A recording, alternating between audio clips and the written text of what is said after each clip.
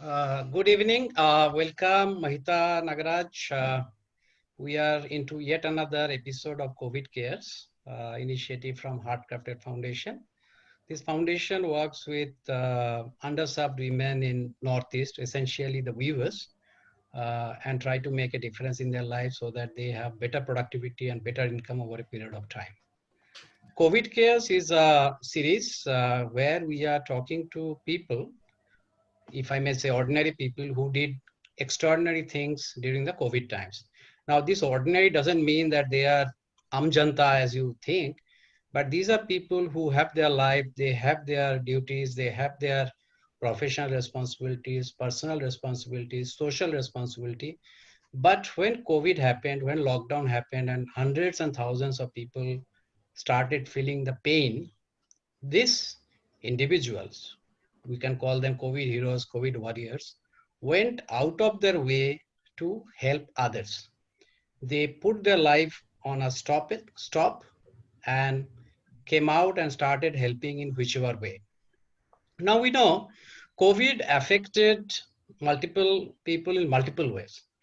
The people like you and me got affected by supplies, food, maid, driver. We saw the poor, especially the migrant workers, the urban poor, got stuck at their home with no money, no cash, no food. The rural India got stuck with their produce. They could not access the market, and obviously they ran out of cash flow.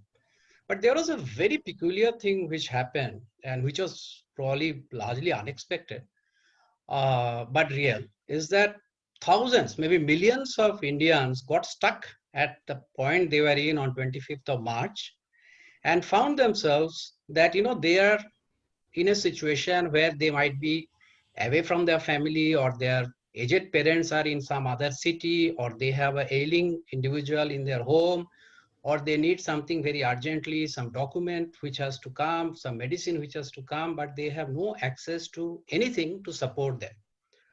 Now, most people probably found themselves angry. Some of them felt that it's my fate. But Mahita Nagaraj came up with a concept, and we'll hear quite a bit about it hopefully today, called Caremongers India. Now, I will not give away what that is, but that is a unique model of connecting people who had the intent, people who had capacity and time, and the connectivity over the internet, and the needs of people who are there isolated from the society at that point of time, and made a tremendous impact. So we'll get into some of these numbers. It's like revolutionary. But before we get into hearing Mahita, I'll just briefly touch upon. She has a very very uh, you know interesting background. I just putting it together. You have a very strong background in the corporate world. You have also entrepreneur, and you have been very active on the social side also. So obviously, this COVID, in a way, for want of better term, it was sort of a sweet spot for you. All the skills came together. But nevertheless, just to summarize, she is the founder of Caremongers India, as I mentioned. She is also the founder of Mohita Nagaraj Consultancies and worked in multiple corporates before. She had been an active social volunteer, being the founder trustee of Feed Your Neighbor, and as part of Sarojini Damodaran Foundation. She studied at Bishop Cotton Girls School, Bangalore University, and IGNOU, where she did her MA in philosophy. So, Mahita, this is a very small introduction for you, but nevertheless, somewhere we have to start. So, welcome again. Thank you, Dipankar. Thank you so much. So, I think Mohita, you make me. I think you make me sound a little more proficient than I am. I should. Use your help to craft some profiles, perhaps.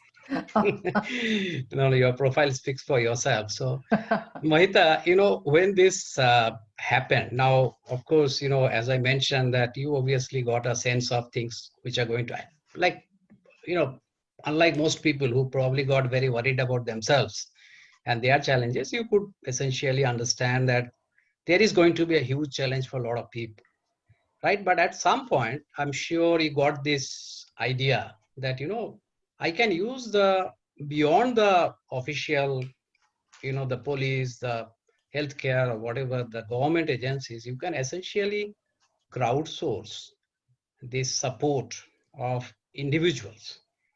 and try to do something better for individuals who need the support. So tell me, how did this Caremongers India idea came to you, and what did you do to put it together? So Dipankar, the thing is, I don't think it was, I think it was a combination of, yes, I mean, wanting to do something to help out personally. But I think we were very fortunate in terms of timing of when we began, when things sort of started coming to a head, the external environment, the pandemic in India, the lockdown. I think it was a set of fortunate coincidences, but that's putting it mildly, right? So I think it started because, we had been reading about Spain and Italy and countries like that, where the pandemic really hit hard, and where it was very obvious that I think there was a definite defined high risk category of people who were at risk of contracting the virus, and there were definite ways in which to prevent infection. The WHO had started talking about masks and sanitizers and things, and social distancing and things like that. And I think around the second week of March was when the first few cases began to be discovered in India.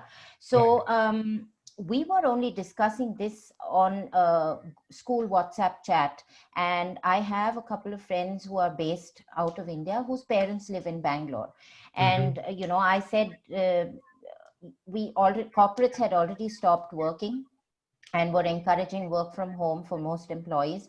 So I just offered to check in on their parents and, stock them up with supplies for about a month or so. And I also knew that obviously they jumped at the opportunity because nobody wanted their elderly family to go out. So I think I moved from the WhatsApp. I know that I have on my personal Facebook wall a lot of people who stay overseas or in different cities, and I know their parents are here. So I think it started as a personal effort to do something. And so it was a message that was out on my wall. That I think that was what started the first wave of this, goodness or crowdsourcing, like you call it, of volunteerism, because the message was spread and shared several times over.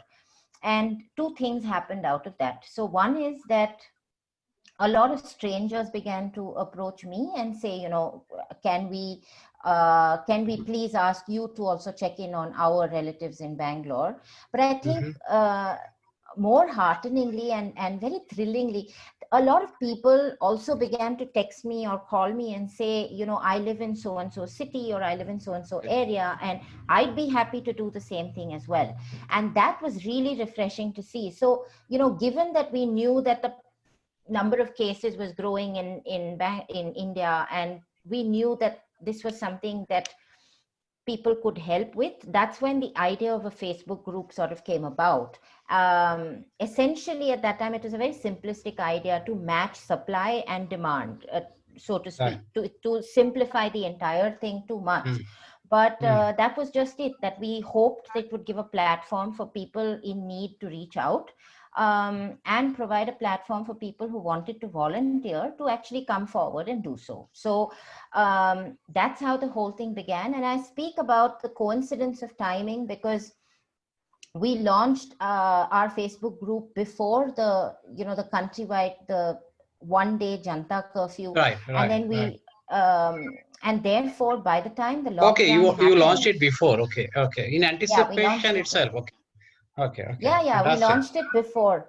And I think that's why the popularity was so high, because and it grew to such an extent because people in India are a very staff dependent. We're a very staff dependent society, and especially when we consider senior citizens and things like that, or anyone who's in the vulnerable category, anyone who's physically challenged, anyone who's ailing in some form or the other, so what they now call people with comorbidities, or anyone with anyone who's an expectant or new mother. So these were the four categories that essentially we sort of identified as high risk. But if you look at all 4 of these categories, they are extremely staff dependent, whether it's in terms of part-time help to come and, clean their houses, cook for them, or whether it's in terms of medical assistance, or even just public transport in terms of, going to a hospital or to a medical store, or to purchase even daily essentials. So I think that's one of the reasons the group became very popular, because when the lockdown hit, I think we were direly unprepared for it. And it came as a shock to everybody. Every single person was affected. And I think it just gave people an opportunity to sort of seek help in some form or the other. That it gave them a sense of comfort to move away from, the panic that had been created by this sudden isolation that the lockdown had brought on. Right. Absolutely. And I think, I also feel now that 5 months into lockdown, and if you see that, obviously the society, unfortunately, through COVID, but it has become much more cohesive than it was before, right? Even so much of acrimony, so much. So I also feel that probably a lot of people are feeling that, is it the right thing to do that every day morning you have to feel bad about 10 things? So when the opportunity came, and when, if I may call them the serviced or privileged people who had something to offer, some capacity, they also found a channel, to help others who need the help. It was the goodness also sort of came up, and of course they got a platform which you created. Now, I have been looking at your thing. Of course, I have seen, and I will come to that, the Facebook page, but I also saw that you had some help numbers and, these posters, and then you also came out with this, I'll run some of them, that, you can help in this way, that way. So what are the modes in which, and you sort of organized, and were you only yourself, or you also had few more people to help you, because hundreds of messages are coming, right? So how did you manage it? I think today you have some 50,000 volunteers, so obviously it's a huge number. So how did you work out the structure, if I may say? So, first, right off the bat, I'm going to say that this is not a solo effort. I mean, I may have sparked off an idea, but that is it. I mean, that's all. The entire community is just that. It's a community, and this touches upon, what you were saying about giving people an opportunity to sort of participate somewhere. And this is where I'm going to correct you a little bit, because it wasn't just people who were privileged or who were at home and had an opportunity to help that were coming forward to participate. So when lockdown hit, everybody was in isolation, essentially, and everyone had to work from home. Everyone had to get used to what was then the new normal. And so it was very heartening, because yes, I mean, there were people like you and me who were coming forward to volunteer, but these were people who had access to the internet and to WhatsApp and to a smartphone and things like that. But we also had a huge number of, drivers, gardeners, maids, Uber and Ola drivers, auto rickshaw drivers, truck drivers, who all came forward, and they said, we don't have anything to do, but we heard that you're doing something like this. And if there's anything that we can do in and around our area, we'd be so happy to help you, because we really don't have anything to do, right? And this will be our way of giving back. And I think that's the beauty of community. You're absolutely spot on when you said that it gave people an opportunity to come together, because I think that, this entire pandemic, one thing that it has done for the world is to show people that everything is larger than an individual, right? Right. And the only way that you can get through anything at all, so life in general, is by being a part of a community. Like Right. community uplifts you, and Right. you get what you give back, and Right. and that's like a beautiful cycle. So the more you give, the more you receive, and this can be extrapolated into a billion, spiritual lessons, if you will, but that's just the simplicity of it. And I think that was what was attractive um, about the group, which was that Mhm. the idea was very simple. There is Mhm. absolutely no compulsion to help. For Mhm. first of all, the Mhm. second thing is there is no one particular way to help. There isn't Mhm. an instruction to follow. If you see something where you think you can help, then feel free to jump in. So Mhm. your help could be in the form of physical assistance to somebody that needed essentials bought. It could be in the form of providing somebody with a contact of someone in close by. It could be in the form of providing somebody information.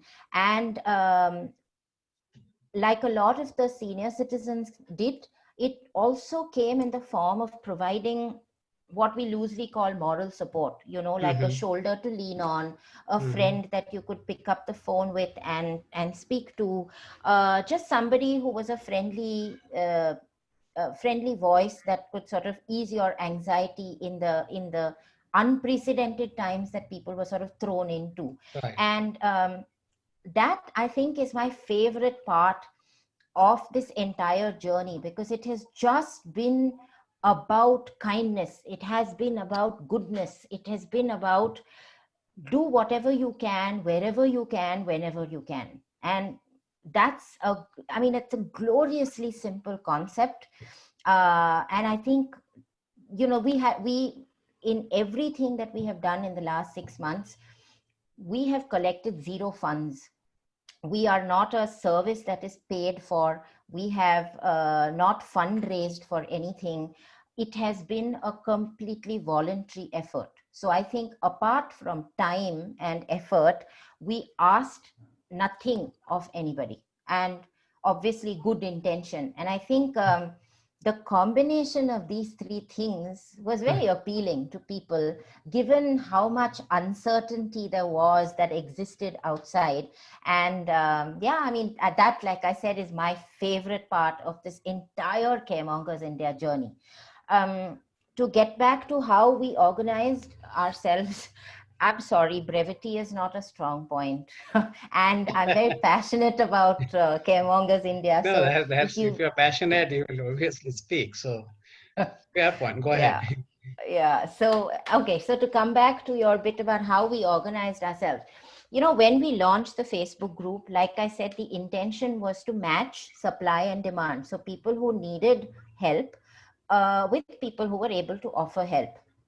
And very quickly, like within 2 days, we realized the numbers grew exponentially, right? Like we were growing by thousands every day. And within 2 days, we realized that the Facebook group was filled with people who wanted to help. Mhm. But people who requested help were still requesting me personally. Mhm. And um, I put it down to two reasons, or three reasons actually. One is that a lot of the people that required help were not Facebook savvy, Mhm. especially the senior Right. citizens. Right. The second is, when somebody is in need, like in urgent need, the last thing you would think of would be to go to Facebook, join a group, and post a query there, right? And the third reason is that if you consider the senior category as the most popular requester category, which they were initially, uh, it's a very proud generation in India. They are people who have been taught to be self-reliant. Right. They are self-reliant. I mean, there's a reason that all of their children are living in other cities or other countries, Right. and Right. they still choose to live on their own in their own apartments, right? Mhm. Because they say we can manage. We Mhm. don't need help, and it's a very proud generation, and people don't like to seek help. Uh, More importantly, people don't like to seek help from strangers. So to Absolutely. come forward in public and openly admit that you need help is a very difficult thing, you know, for anyone to do. It's very difficult for you, it's very difficult for me. So you Right. can imagine that for somebody who's feeling very vulnerable or panicking at an emergency situation, it'll be like 4 times worse. And that's when the idea of the helpline sort of came about. So it's a very grandiose term, the helpline, but it's become like that. At the time that we began the helpline, I just picked up an alternate SIM and put it into my phone, and it was just another number because it was simpler than giving out my personal number to Mhm. people, you know. And I didn't mind if this number sort of went public on forums, and it just provided a sort of safety barrier. And we put out a small poster, I think one of the ones that you showed, which just announced that there was this helpline number. Now, again, the fortunate coincidence of timing. The helpline was launched on the 20th of March, and the Janta curfew was on the 22nd of March. So by the time the Janta curfew hit, this poster that we had created about the helpline, that was going truly viral. Like it spread via WhatsApp to several countries across the world and every state in India. And at, you know, when the lockdown hit, the activity on the helpline was immense. So there was a point in time when we were fielding over 1,000 calls a day, and this was in addition to dealing with maybe about 1,500 2,000 text messages over SMS and WhatsApp as well. So in terms of an operation, like how did we manage to carry it out, I'm not really sure there is one thing specific, because as a group we had to sort of adapt to this rapid growth overnight also. And so we sort of winged it every now and then to find combinations that worked. But I will reiterate this, I didn't do it alone. um, there is an army of people. Like you said, now I think our Facebook group is 50,000 plus, but that's just Facebook. So we have people who are volunteers on our Facebook group. We have people who are on WhatsApp groups. We have people who are on the ground that are helping us run requests, right?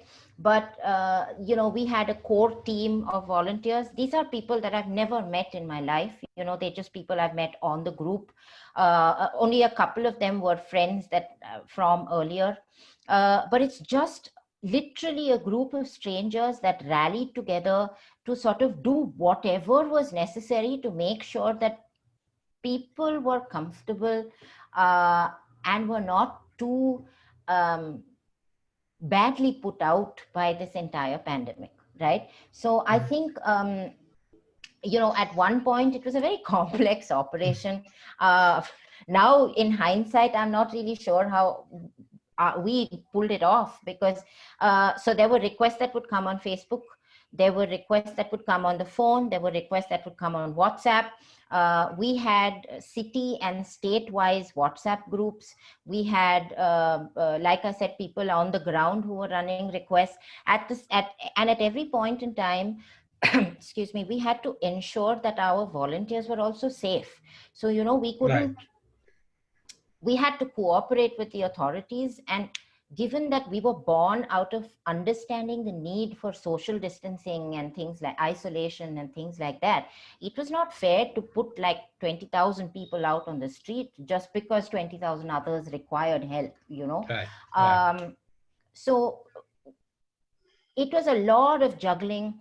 um, like I said, an army of people that just came forward with no intention other than to help. And yeah, I mean, somehow we pulled it off. At one point, I remember that um, in order to preempt this kind of request, so we saw a pattern. excuse me, after a point, we began to notice a pattern of the kind of requests that came in. It was Mm-hmm. either, essentials, or it was medical supplies, or it was transportation, or it was uh, information or assistance and things like that. And so I think in order to preempt this, we started something called the Citizens Database. So we put out a message on the group saying that Mm-hmm. somebody from our group will call your parents or whoever, once a week and find out, or once a fortnight, and find out what their requirements are, right? Okay. So we hoped that this, we were hoping for four results from this. One, that people would panic less. Mm. Two, as a result, direct result of that panic being dissipated, they would hoard less, which meant that essential supplies were available to more number of people. Mm-hmm. Three, it gave us an opportunity to plan our so-called deliveries and running requests and things like that, which meant that we were able to put a far fewer number of people on the streets. And four, that we were able to sort of streamline our operations to a certain extent, because then we were able to connect, for instance, vendors, stores or medical stores or whatever, to people in a neighboring area, so no volunteer was required to go and hand things over. So I mean, there's been a lot of learning, there's been a lot of juggling, there's been a lot of streamlining, there's been a lot of participation. At one point in time, we had over maybe 5,000-6,000 people on about 20 different WhatsApp groups. We had people on the ground, we had shopkeepers, milkmen, postmen, delivery guys, Zomato guys, Swiggy guys, Dunzo guys. The Dunzo was a fabulous partnership. So when they found out about Caremongers, they called us and said, wherever we are present, if there is anything you need, our participation in your initiative would be to deliver things wherever you need. So we'll keep people off the street. There was a taxi association that came forward in Mumbai. There was a group of an auto drivers union that came forward in Mysore. There was um, a school teachers collective that came forward from Mangalore. So there was somebody that came together in Lucknow. There were clubs like Rotary and Inner Wheel and Lions Club and things that all wanted to participate. It's not a solo effort. It's a community. It's a family. It's a community. That is my favorite word currently. So we'll come back to you that, how you are going to, share this knowledge, because, this crowdsourced volunteerism, and that too with such spike, right, which happened very fast, is not something which happens. Crowdsourced volunteerism is not uncommon, but where you have to scale very fast, and, with this, where your most of your end beneficiaries are people who are old or vulnerable or isolated. uh, but I have two, three things. I once was in a position where my number was given for a particular event, and I saw this, when people start calling you, it is overwhelming, right? And you Oh yeah. have this challenge of some frivolous calls, which I'm sure frivolous means not intentionally, but, people might be just panicked. Somebody might be saying that, No, we got you a know, lot of frivolous calls. Don't worry. and then you also have to isolate the critical calls, because somebody, I have seen that somebody saying my mother is, our father is having this medicine he has to take every day and it's not available, can you? So you have to, it may be very chaotic situation, right? If obviously, you can take only moral responsibility, but if you can act on it, it can be a life and death situation, right? And the third is, as you also said, that, I saw a lot of messages, people saying that, this is 1 hour from my home, I'll go and give it and all that. So,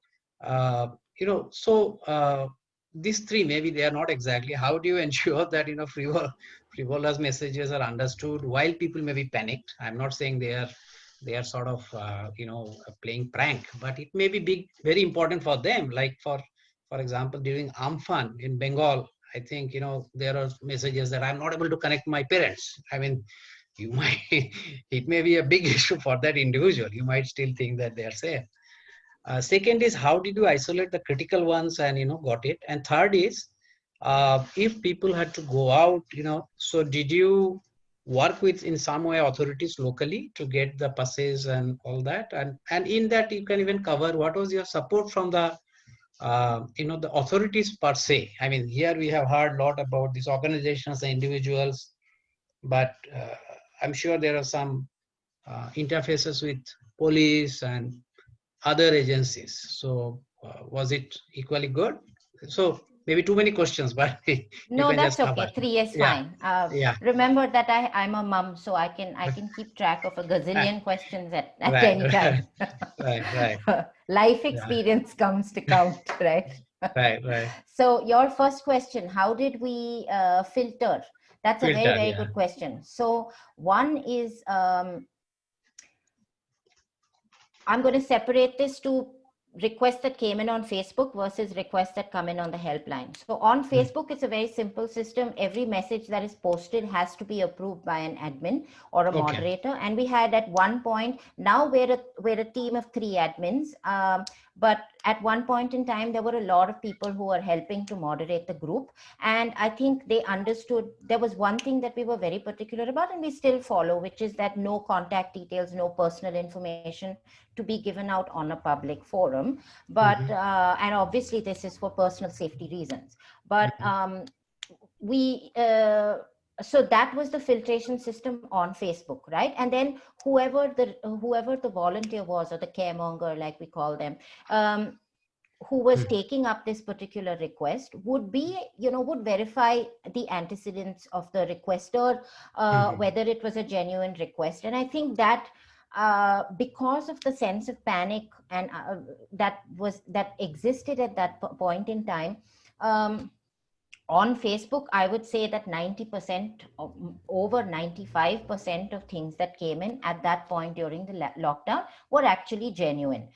People genuinely reached out for help, and I think they knew that this was not something that was like a service, and so I think for the most part we were able to manage without too many untoward incidents. On the helpline, about 40% of the calls that we got were unfortunately bogus, right?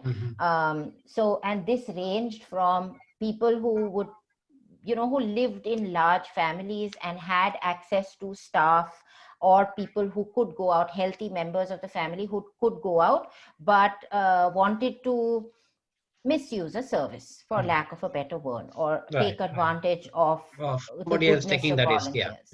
Yeah. So we have faced that.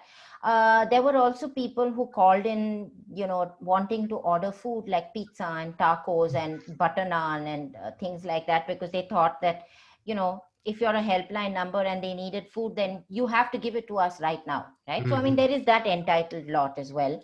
And there are lots of people who call to, again, to misuse the service, who weren't really in need of it, but who were lazy and, to use a very harsh term, entitled again. So, just people who believe that because a service exists, whether it's voluntary or not, it doesn't matter. If they're a citizen and they reach out, then, they are owed that favor. So, one thing is that I handled the helpline solo, because like I said, it was only an additional SIM that I put into my phone. And so that was both an advantage and a disadvantage. The advantage was that I was able to filter out a lot of the unwanted calls or messages or things like that. But once a request came in on the helpline, we would redirect it either to Facebook if the location was very remote, or to WhatsApp, to whichever state or city group that was relevant. And then from there were coordinators in every city, there were coordinators in every state, there were moderators for Facebook, there were people on the core WhatsApp team, there were people on a calling team, there were people on a database team. So everyone would sort of work together like different cogs, and we make sure that it got done. So I think that I can remember maybe 2 genuine requests that came in where we weren't able to help. And these were because it was a very, very emergency medical situation. And that's not something that our group is sort of prepared for, I think, or, and other than that, 100% of the requests that have come in to us, we have been able to fulfill. Which brings me to your next question, which is how do you filter the critical requests from the not so critical?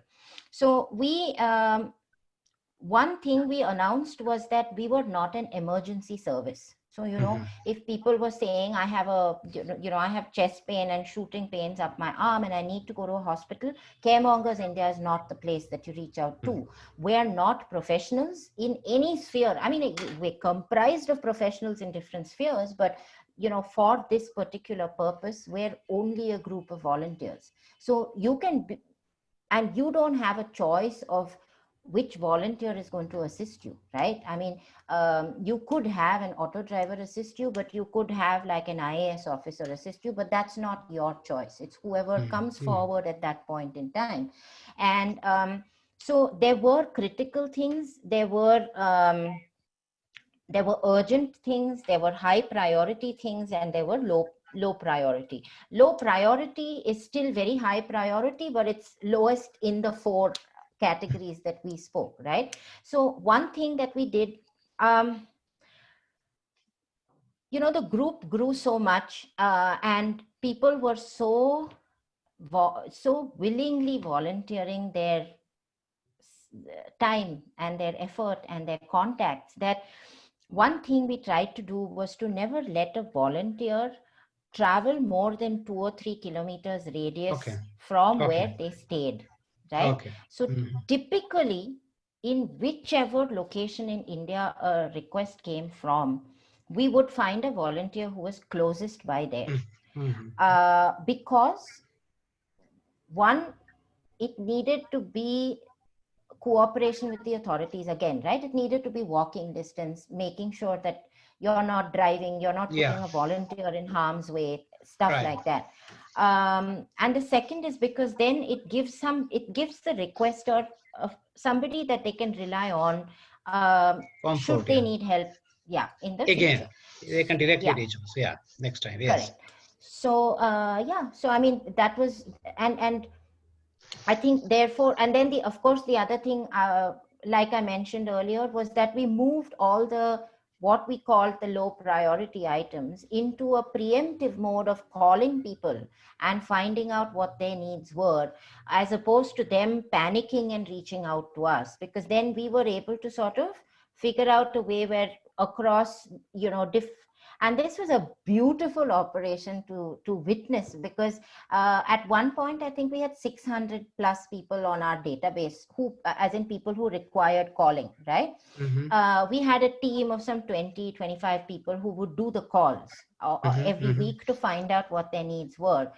And across India, simultaneously on a Tuesday morning, or between, say, before 2 p.m., all the deliveries would go out, right? So it became like this logistic service that was a really well-oiled machine. It was, the wheels were moving really smoothly. But yeah, I mean, I think the team sort of knew what the urgent requests were, what the really critical ones were, who needed more help. But we were able to give high priority to every single request that came in, because there was such a huge number of volunteers. So that was the second. And what was your third? The last one is authorities. Whenever you have interfaced, was it okay? Yes. Or? Yeah. So, one thing is, like I said, we cooperated with the authorities in every location. But I don't think we sought any, we did try to, I think initially when the group wasn't as large and we were still, maybe a couple of thousand people perhaps, we did try to procure passes in cities that would only be used, in the control of the city coordinator and things like that. But I think even the authorities were unprepared for the kind of lockdown that and the severity of the lockdown that happened, right? So I think they were also instructed to be extremely strict about it. And we went along with that. So I think that was one of the reasons that we were careful to make sure that a volunteer isn't going too far out of the way. And a few cases where people had to travel like an hour or 45 kilometers out of their way and so on, they did so by individually procuring whatever permissions and e-passes were necessary. But again, the reason that we couldn't get any official communication or passes from authorities is that we are, even to date, we are not a registered entity. We're not a non-profit. We're not an organization. We're not an NGO. We're an initiative at best, right? We're a voluntary initiative. And so, nobody knew, they couldn't, on the part of the authorities, they can't provide a pass in the name of an initiative, and they can't, how many passes can they issue? I get it. Yeah, they could have only given it in the name of individual, because correct, obviously they can't give it as organization. So, but did you have any situation where authorities reached out to you saying that we are not able to help, can you do something? I mean, if not as an authority, but members from the official, has it happened like that? Yeah, it has. So it's good. That's a ultimate validation. But it has worked both ways, meaning absolutely. that. So my thing is that, I was just trying to say, ultimately you have to help the individual, right? So it is good thing that authority also reached out, because they are putting the need of the individual ahead of their structure and their ego. So I think this is one place where we have seen absolutely no ego, and that's another beautiful part of this entire Caremongers India journey. Dipankar, I've lost you. No, I can hear you. I can hear you. Can you hear me now? Hello? Yes, I can hear you now. Yeah. I think there was an audio issue. Yeah, I could hear you. Yeah, okay. Please go ahead. So, so I was saying that it worked both ways. I mean, we did have some people, actually we have several people on the group who are members of agencies in different capacities, right? And while there have been cases where they have reached out to us for help, I must also say that they have been of immense help where we have, in cases where we have not been able to assist at all. And this ties back into what I said about there being really no ego involved, because like you rightly said, the needs of the individual are far higher than glory, the pursuit of glory at this moment. Yeah. So now, I just have one, and then maybe the anecdote question I'll come to. Now, you are getting these calls. Now, these calls are obviously sort of rolling up, because you are on call, somebody is calling again, finding you busy. And then, of course, you have to note down the individual's name, phone number, whatever the issue. So this is there has to be some sort of tracker sort of thing. So did you use some Excel or something? How did you really ensure that things are coming to a close? Or you just, because if you are taking 1,000 calls a day, you might be working 20 hours, but then nevertheless you will forget few things, or for a few cases you have to call back, or so how was it managed? So so the one thing that we did was I tried to, even for the people that called, unless they were absolutely incapable of sending a message, uh, which Okay. is when I would take their details down. I would, even after having a conversation with them, I would ask them to Okay. forward things on message. Otherwise, Mhm. as I was talking to them, so my earphones are my lifeline, right? And these, between my earphones and my phone and my laptop, I think it is, that's what has gotten me through the last 6 months, really.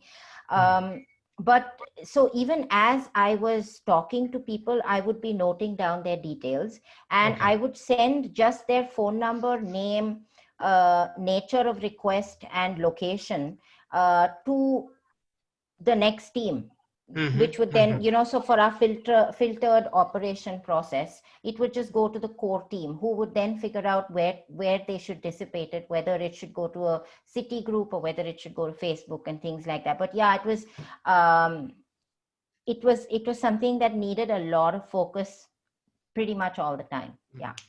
I understand. So what next? What next for Caremongas? One is, of course, you have to somewhere capture this whole experience. I am sure I saw you are an author also, by the way. So somewhere No, you will, that's just a you, pet project. I think my so you life will, is filled with executing pet projects, Dipankar. I mean, I like to write, so if there's something in my head, then I put it down on paper. So it's just one of those bucket list things.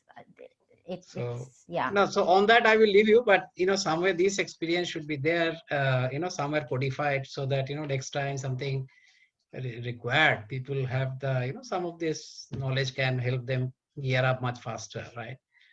But the question I started with is that you must have come hundreds, but if you have to share a couple of something where you really saw something, which it can be a dignity, it can be ability to give away humanity. Haha. One or two Okay, so anecdotes. one of my favorite anecdotes is from Kolkata. Actually, Mm. there was a gentleman, very elderly gentleman, who'd returned from spending 6 months with his daughter abroad, Mm-hmm. and he had gone through the man. So this was obviously before the international travel was stopped. So he Mm-hmm. had arrived in India. He'd gone through his mandatory quarantine period of 14 days. I think he did more than 14 days, and he went back home. And this is a home that he's lived in for over 35 years. He's lived in that society for over 35 years. But because he had come back from traveling and traveling abroad, he was completely stigmatized. So Mm-hmm. his entire society sort of shunned him. They Mm-hmm. practically sealed him into his own apartment. So not really physically sealed him, but they refused to talk to him, refused to give him anything. And he spent the entire night hungry and thirsty, because remembered that he'd come back from 6 months of traveling. So there was no food, no water, nothing in his home. And he was being treated, As an outcast, antagonistically yeah. with his neighbors. Yeah. So I think he found us sometime overnight. He spent the night hungry, and in the morning, when he reached out to us, immediately one of our volunteers went across to his place with, essentials in terms of groceries and provisions. When he went there, um, and this was a very highly contained zone in Kolkata. I forget the name of the area, sorry. But once he reached there, he found that this gentleman also didn't have water. So then he went back. He spoke to the cops who were running the bandobast outside the society and explained the situation. Picked up water and delivered it again to him, and and then once the rest of the society saw that this volunteer had come in from outside to do something that they were capable of doing but refused to do out of sheer Mm-hmm. herd mentality, then I think they became a little more proactive too. So then they spoke to our volunteer and they said, yes, we're sorry that we did this. They spoke to the gentleman and said, we will look after you. If there's anything you need, please approach us in the future.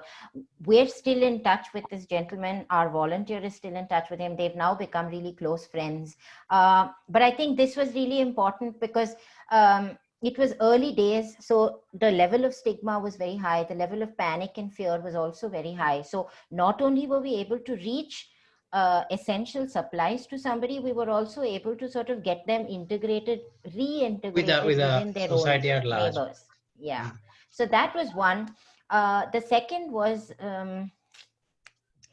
this was actually a very critical request, and it was something that we couldn't say no to because of the nature of the request. So there was a little girl who had been diagnosed with a medical issue down in Kerala, and her friends of her parents reached out to us actually because they needed a specific type of injection or medication which needed to be given intravenously, but it had to be given within I think 72 hours or something, because otherwise the child would develop a lifelong chronic epileptic seizures, right?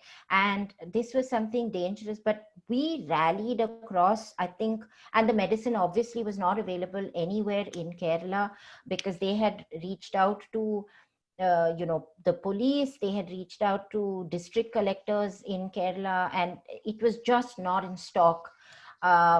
And I think this request traveled across multiple states, and we were able to finally procure one set from Pune and one set from Karnataka, and it did.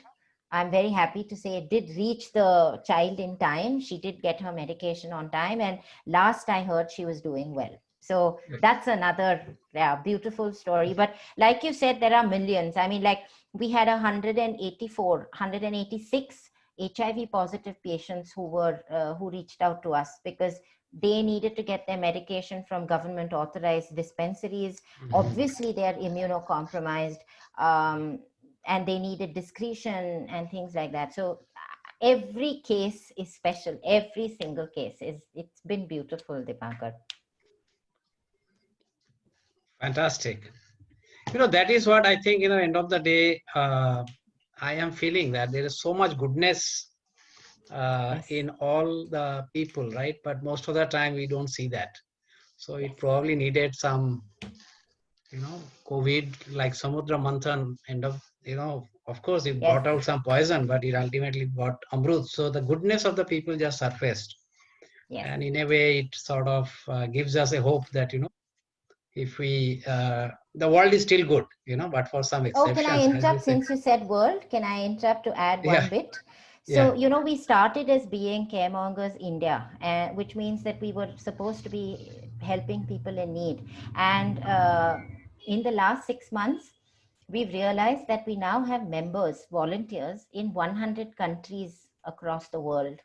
And we have helped people in over 14 countries. No, in 14 countries. So, from Australia, Hong Kong, Singapore, Zambia, Thailand, New Zealand, USA, Canada, Germany, Sweden, I think. So it's not, goodness is not restricted to India. And I Absolutely, think, like you absolutely. said, it's something that people need to be inspired by, and it's going Right, global. So I mean right, that right. I'm very proud of that. Absolutely, absolutely. I agree that, there is a little bit of goodness even in the worst of humans and little bit of badness in the best. So if we can channelize the goodness, and if they get a platform, I think most people will try to do something good, right? And you have given that. So that's amazing. Thank you so much for taking your time. It's a pleasure and privilege both talking to you. Thank you so And we'll much. be in touch. Hang on, I will stop.